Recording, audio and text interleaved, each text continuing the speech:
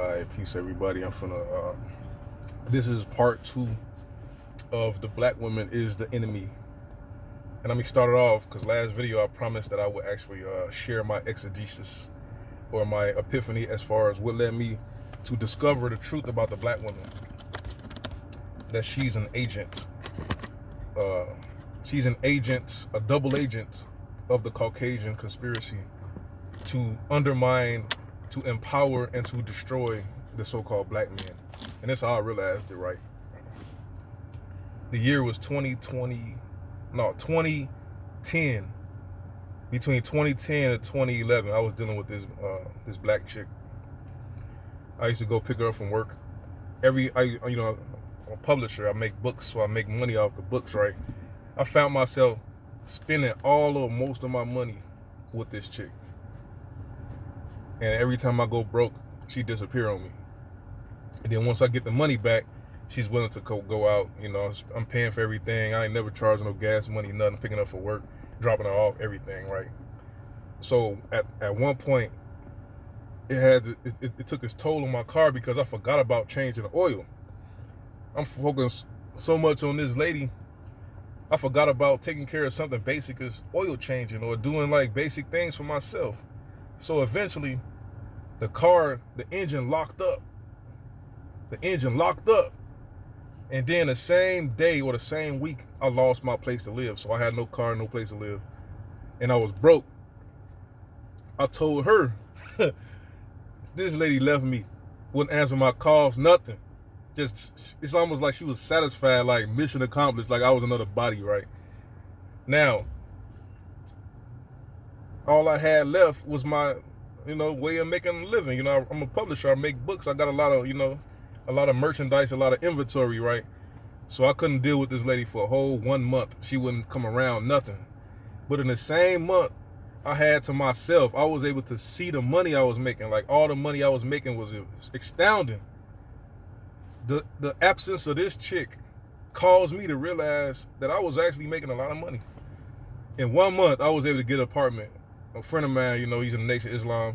He knew one buddy had a building with an apartment, so I was able to get an apartment after saving up for 1 month, and my life started going straight to the sky. And I'm looking like, wow, just the simple absence of this chick caused me to have success because I already had success. It's just I was wasting it on this chick. I'm like, okay, that's interesting. So all I gotta do is avoid this chick, and I will have a lot of money. And I kind of saw the similarities between other black chicks. Like all they do is cause you to go broke. You end up with broke with nothing, with memories, and they move on to the next victim. They just going from person to person, breaking person to person, breaking them down, causing them to lose their jobs, to lose their career, to lose everything. And some dudes actually give up their career, give up their lifestyle, and then get dumped. Gave up your principles, and then get dumped. And that's what I realized. This is what the black woman's purpose is to make sure we don't rise. I saw it in 2010. And ever since then, I knew how to save money was to not deal with these black chicks on that type of, you still deal with them, but you don't just go all out going broke and then they're going to leave you anyway. They're going to make sure you go broke first. They're going to make sure that you have no life force left before they leave and move on to the next person, right? This is what they do. So let me start this video as far as the black woman is the enemy. Recalibrate my thoughts, gather my thoughts.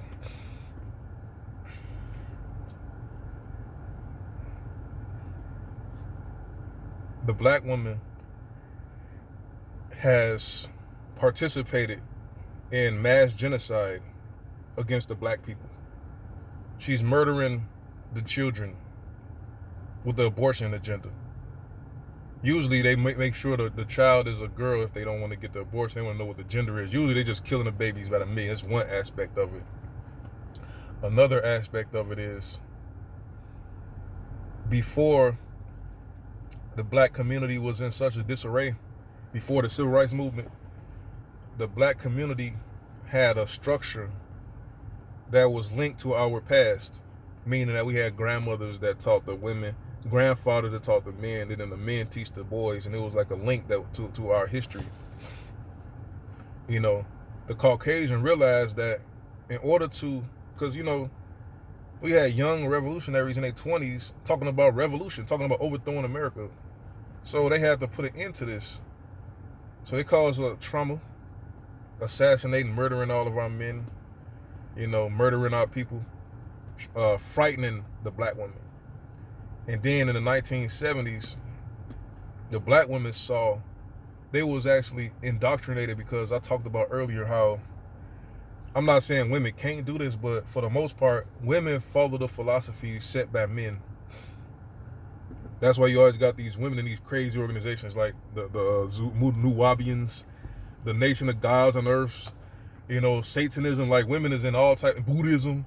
Women follow all types of crazy, mad organizations. Because even Jim Jones, when he got all them drinking the Kool-Aid, but they follow the male, the personality of the male. They follow the alpha male, regardless of what the philosophy is. You know, the Nation of Gods of Earth talking about the men are God, the women is the earth. See what I'm saying? You got a lot of women in that. But the women was indoctrinated by another philosophy called feminism, right? Now, allegedly, feminism was started by women. Susie B. Anthony, you know, Margaret Sanger, even though Margaret Sanger did the genocide agenda. And that was perpetuated by the Black Greek Du Bois, which told the black women they shouldn't have babies because they're poor. So they link in poverty, not necessarily, they don't link poverty to the oppressive Caucasian. They link in poverty to your babies. If it wasn't for your baby, you won't be poor. Like, even if you don't have baby, you still poor. But they followed feminism, right? And feminism said the women will actually be liberated. And a lot of so-called black men actually supported that. Even Huey P. Newton supported the black women. The black men, allegedly the leaders, after they murdered the real leaders, said that the key to our liberation is to elevate the woman.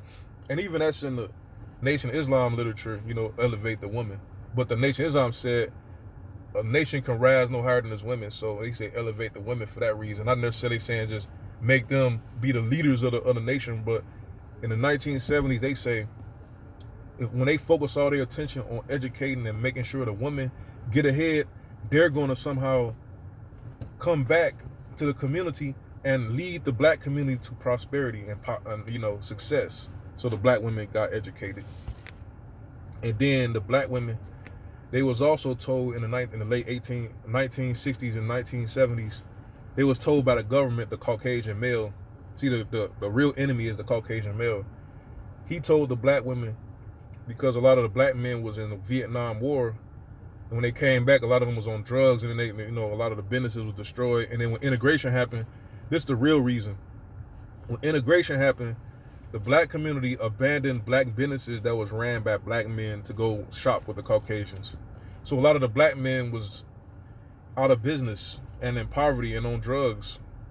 They didn't really have the means really to take care of the community and take care of their families like they used to before, you know, the Vietnam War and before integration, before black people burnt down the black businesses in the 1960s. Black people burnt down black businesses that was owned by black men. And they refused to shop in black businesses. They rather go downtown and get their money to the white people, right? So that caused the economic catastrophe with the black men. So the government told black women they could get welfare. But in order to get welfare, they had to get divorced or they had to be single mothers. So they had to be women with children, right? So when the women actually adopted the philosophy, both the feminism and abortion, abortion too, but the feminists usually was the ones that did the abortions. The single mothers, them the ones that actually wanted families. They wanted a husband, but they saw that the black man, they could get more money from the government if they didn't have a black man, if they just had kids. And the government gave them housing, they gave them, you know, money. And then another scheme came about. If they put their child in special education or said the child had a disability, they could get more money. And usually the women sacrifice the boys for this. They'll say the boy was mentally ill, the boy was slow, the boy was special ed, and then they'll go get that money. And then if you actually put a child in a classroom that's teaching them on a slower level, they're eventually going to be less educated. And these are the people that became, the street thugs. But the black women sacrificed them in order to get money. So they did that. They agreed to get the black man out the house. Now, when they created the baby daddy phenomenon, the single mother baby daddy phenomenon, what that did was that severed the ties between the young generation and the previous generations up until, the slavery days, because we don't have that connection to the father, the grandfather, the great-great-grandfather. And then when eventually women just start having babies by anybody just to get that money. And when they start doing that, that even weakened the bloodline, or the bloodline, the pedigree even more, because a lot of these boys don't know who their father is. So they have no connection to nothing. They don't even know if they from New York, from Texas, from New Orleans, nothing. Because the women wanted the money. The white man told her she had to get rid of the man to get this money. So fast forward now to 2020, the black men that these women are complaining about, for the most part, they're a result of the choices that the black women made in the 1970s when they chose to accept welfare from the government to get money, allegedly housing, money. They didn't have to have a job. So they created a phenomenon of single mother ran household, social worker, and the white man government is the daddy and the judge. Because when they go to child support court, they're talking to a white, usually it was a Caucasian judge or a white woman, white man judge determining, dictating their life. Now, this what actually caused a lot of the problems today, because these children weren't really raised by men. Because the men that was raised by men, the Fred Hamptons, the Martin Luther Kings, these men were fearless, because part of being a man is to be fearless, to have total control over your emotions, to not be ruled by emotions, but ruled by logic, reason, and objectivity. We got to be object orientated. That's what manhood is. But the first aspect of it is to be fearless, because when you're fearless, you're willing to go against the whole structure of anything. And you're willing to risk your life, you're willing to go all out because you're fearless. And a lot of these men were in these battles, these wars, like World War II, World War I, Vietnam, what else? The Civil War. Like, we have a history of being in battles. And plus, we have to deal with this racism. So it's natural for us to be fearless. And plus, a lot of us are really religious. Like, the most honorable Elijah Muhammad taught that fear is the black man's biggest enemy. So the men of the Nation of Islam and the Fruit of Islam had to be fearless. They had to learn how to be fearless. So this wasn't taught to the new generation of men. They acquire it in the street organizations, street gangs, whatever, because you have to be fearless if you're going to be on the streets. But for the most part, the average black man is not fearless. And the average black man is ruled by emotions, because they never learned how to overcome their emotions. They never learned responsibility. They was always up under a woman. And they was taught against their own fathers. They believe that the reason their father is not there is because of him. It's not because the government mandated that he don't be there in order for the woman to keep getting the money. The woman sometimes they have a man on the side, but they can't get married, because if they get married, they have to pay all that money back. But this is diabolical trickery created by the Caucasian male, because the Caucasian male knew, in order to really destroy and have total control over the black community, you have to destroy the strong man. You have to sever, like Mufasa and Simba in The Lion King. You have to kill the man while the child is a baby, so the child will never see an image of who he could be. He's gonna grow up in an image of a woman, or an image of the TV characters that they show. you know. But the black woman was a double agent by the government to do these things. That was the single mother aspect that caused the destruction. But the independent feminists, we believe they was going to come back when they go into white society. They was going to come back and elevate the community. But what they did was they just came back on cocaine, came back on crack. They just came back believing they could be a man with lesbianism, homosexuality. They came back broken down, because a lot of these black women that go into corporate America are destroyed and dogged out by the white society. You know, they 40, 50 years old with no children. They've been working, struggling, making less money. It wasn't really what they expected. You see, a black woman best bet to have economic success is to be a business owner. And if you're a business owner, you'll make more money because you're not held to a glass ceiling. You'll be able to have connection with the children if you do have children. You'll be able to choose your hour. You could have employees where you just sitting back at the house, whatever, doing what you want to do. But usually the black women were business owners. Sometimes it was maids working for the Caucasian. See what I'm saying? Scraping. But I think that was rare. That was rare. That's what they want to show you. So every black woman was a maid, a servant for the white women, right? But if that was true, how do we have Black Wall Street was totally independent? You know, it was black women that I know right now that had diners in Gresham, and what's you call that place? Chatham. That was like, had diners, businesses. You know, they have salons. You know, a black woman would do a lot better outside of white corporate America, because in white corporate America they will never go anywhere, and usually they just are used to feed instructions to the community, negative images to the community. You know, what else I wanted to say? Yeah, as far as the black women being the enemy, that's all. That's basically all I wanted to say, really. You know, I talked about the abortions that killed the millions of people, killed millions of the black children. Oh yeah, I remember. Now, the Caucasian male have told the black women that their children don't deserve to be on this earth. They should be killed.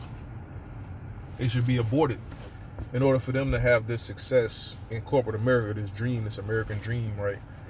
To be a white woman. Like most black women, I don't know why they do this, but the black women have low self-esteem. They want to be a white woman. You know, they want to be a white woman. I don't know why they want to be a white woman. I don't know if it's the skin, the hair texture, the whatever image they have. I don't know, but they want to get into corporate America, get this money, get this job, and then get this white man. You know, they dream about getting with a white man.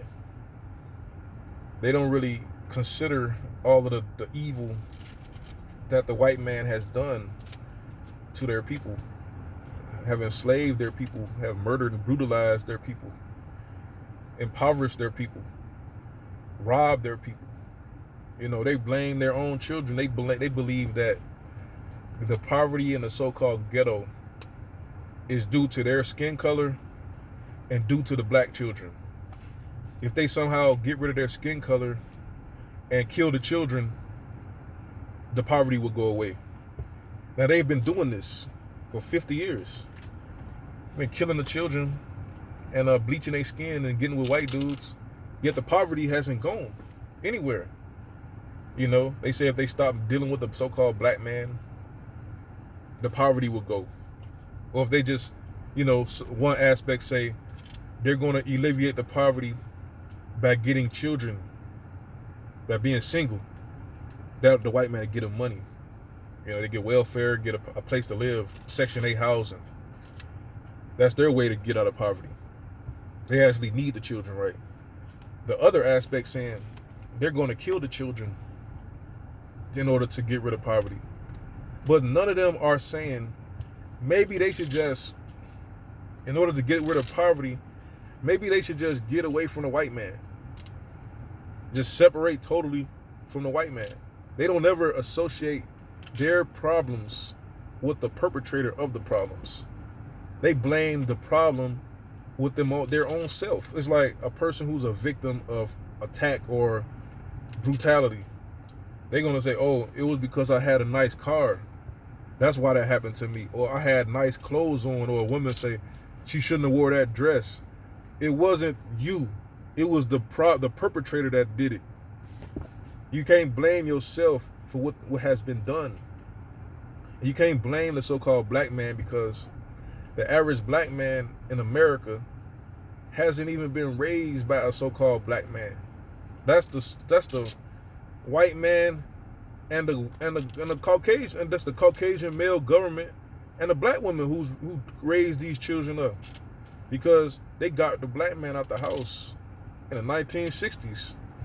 He murdered the black man and made policies to kick this guy out the house. Now, if this guy want to be in the house, he's going to get no assistance whatsoever. If a black man marry a black woman, they're not going to get anything from the government. No food stamps, no EBT, no nothing. Nothing. You get punished if you try to actually be in the house. You know, but that's what you got to do. In order to overcome this beast, in order to overcome this system, you have to do something unexpected. They expect you to kill the babies by oh yeah, I wanted to bring this up as far as like biblical. And this is biblical. Now, in the book of Exodus, in the King James Bible, when the children of Israel started to grow exceedingly, after several generations after, Joseph was his governor and saved Egypt from famine and saved the world from famine. Now the children of Israel was growing exceedingly, and Pharaoh got jealous, and he passed a law mandating that the boy children had to be killed, but the girl children could be spared, right? The girl children had to be spared, but the boys had to be killed when they were born. So Moses' mother was a Levite. She didn't listen to Pharaoh.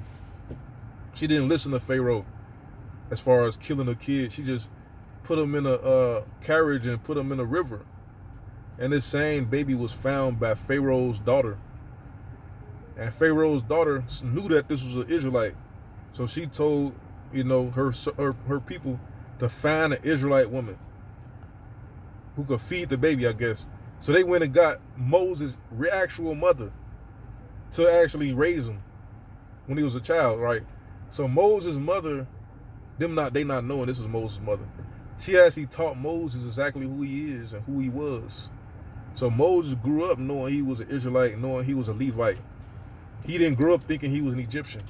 But Moses ended up, because he was inside of Pharaoh's house, he was in close proximity, he could talk to Pharaoh whenever he wanted to. So he was able to tell Pharaoh to let his people go. Now, the black women could do this with the children. They could teach the children who they are, who their people are, and teach them the history. They shouldn't listen to Pharaoh and just kill the kids, and destroy their own people. They should do like Moses' mother did, but a lot of times they don't do it. For whatever reason, I don't know, because they seem to value materialism. It's all about money and cars and lavish living, and this another reason why they, chasing Zaddy, because they believe Zaddy will be able to provide them with a lavish, luxurious lifestyle. They think Zaddy has the money, and Zaddy has the pull with the government, and if they get with Zaddy, they'll be able to get some of that. The black women got to stop being materialistic and money driven, and have to be more principle driven. And a lot of times they have to be willing to submit to the idea that they are women. They are not men.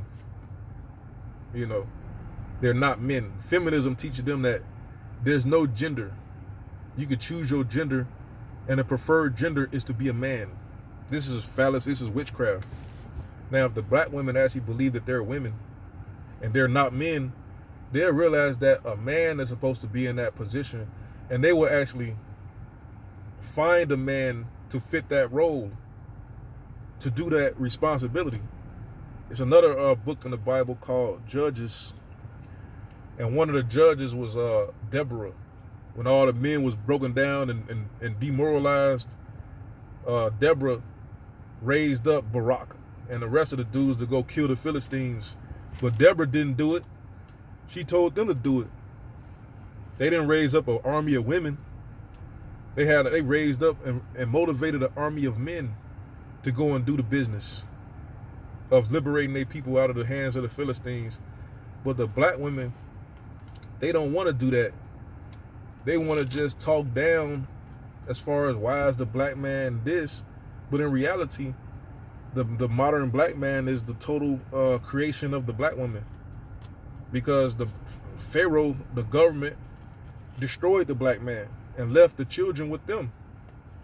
And you raised these boys, put them in special education to get that money, or tried to abort them or whatever you did.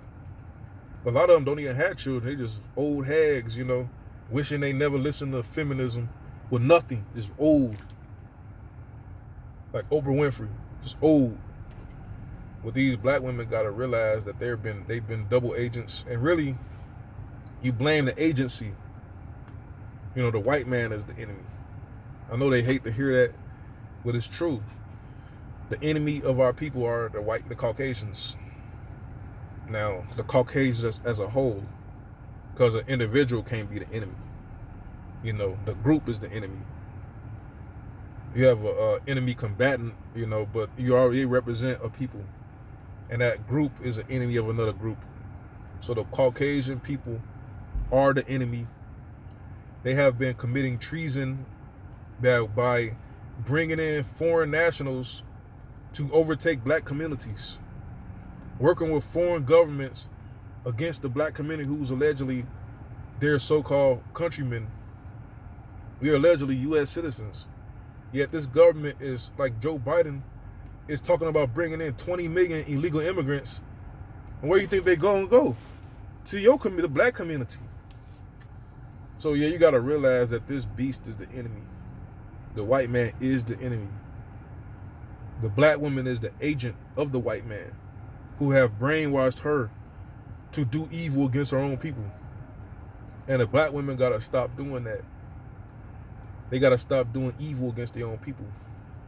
Because what happens is, the only people in America that didn't flee their country to get to America is the so-called black people.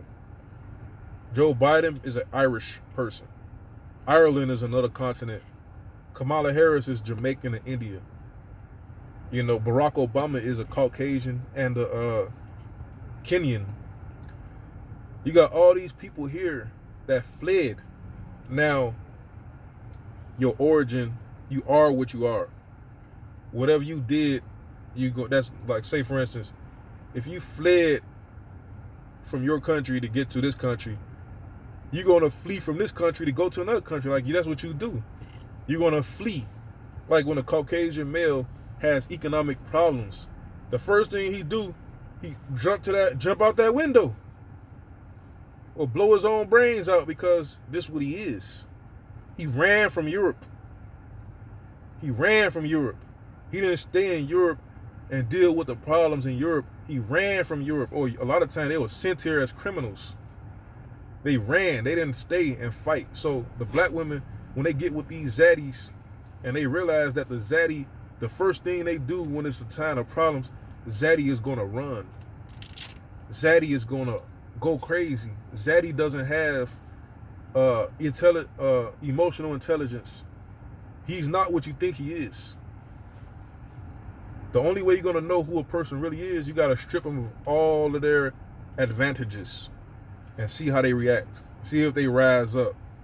Like when Jesus said he going to tear this house down and build it back in 3 days. They can't do that. They're going to stay down. That's why Biden keeps coming up with all these stimulus packages. That's for white people. Because white people can't deal with poverty. They can't deal with adversity. This corporate, this welfare, this massive welfare they keep giving out is going to Caucasians because these people are going to be under the ground, living in swamps if they don't get pulled out by the government. See, black people can pull themselves out of poverty. Black people can deal with adversity. If they gave us the trillions that they gave them, we'll be living like lords. You know, lords over this society if they gave us the same advantages as these people. These people need trillions of dollars of money just to be in close proximity with blacks who don't get anything. But yeah, the black women got to stop being the agents of the white man and stop being an enemy to the people. And I think I talked enough. 30 minutes.